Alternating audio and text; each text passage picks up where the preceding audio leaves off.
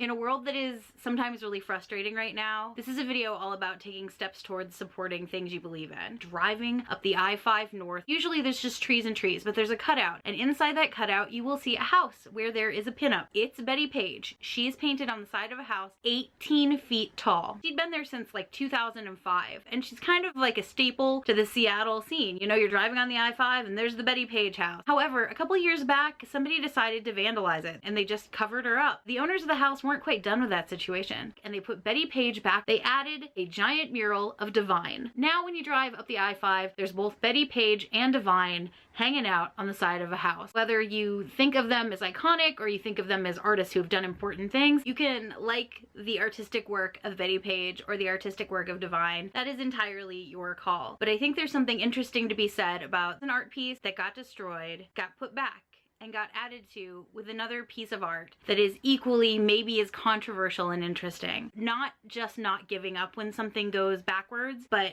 moving forward and then forward again. I have been thinking a lot about that lately. There's a lot of things going on in the world. Defeat feels like a real idea. Now, in the spirit of not being defeated, I really wanted to make a commitment to myself, and I want to be a person who tries things that really empower me, even if they're a little bit scary. Cutting my hair to have Bettie Page bangs, because like cutting your hair back to the middle point, it's a little bit frightening. This is so fun. It is starting to feel lighter day now.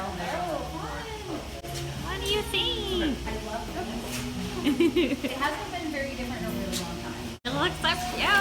I love it. This is something I've always wanted to do, and it's a little bit nerve-wracking, but I'm cool with it. And it's also a story about throwing knives.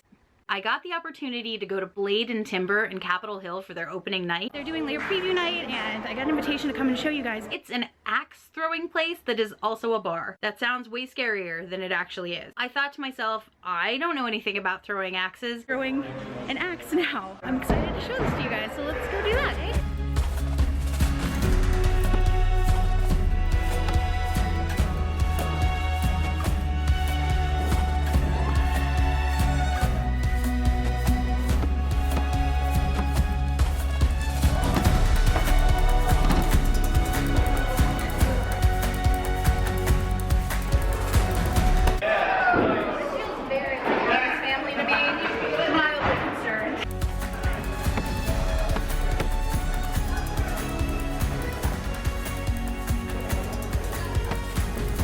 We almost took you guys out this time.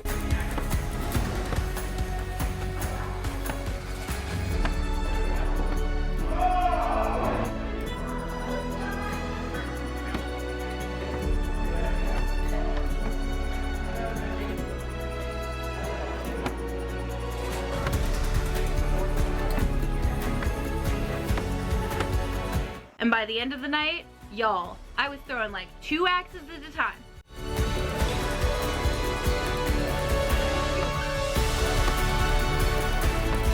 Danger!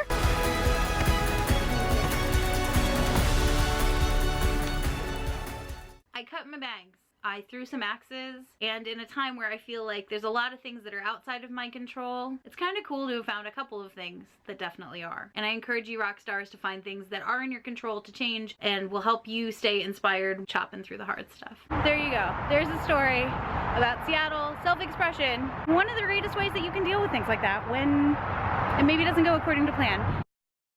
Oh, and here are some bloopers, because it's not like I just threw axes and was great at it. At a place called Blade and Timber, we'll try that again, but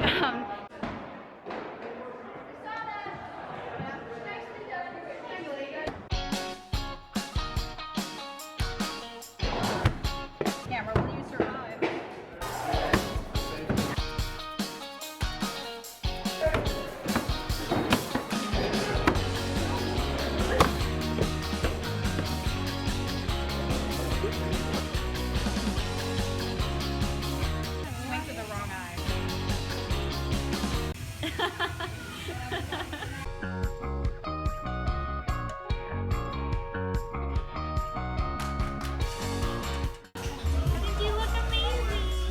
Oh, no, I'm good.